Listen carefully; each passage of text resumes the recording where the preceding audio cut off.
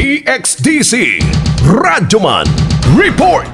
Gisugdan na ang pag-release sa fuel subsidy o gisudlan na ang pasada card sa mga operators drivers gikan sa Central Office sa LTO sigon sa Land Transportation Franchising and Regulatory Board o LTFRB 11. Sa pagiginabi sa DXDC Armen Davao kay Engineer Mary Jean Haralba, LTFRB Administrative Officer, gibutyag ngayon nga ni adtong September 3 sining tuiga, nagsugod ang pag-release sa maong ayuda.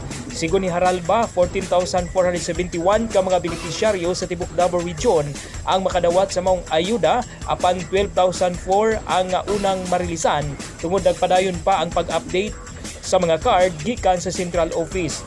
Sigon ni Haralba, ang PUJ o GABAS makadawat og 6,500 nga fuel subsidy ang makuha, samtang ang modernized public utility jeep, modernized o UV van, 10,000 pesos ang madawat nga fuel subsidy. Naminaw karon. Pwede na ninyo i-validate sa mga pili-piling mga gasoline station sa mga card para makapibid na mo worth 6,500 ang ihatag kami sa gobyerno na so pwede na mo mag-tubil para magamit na ninyo.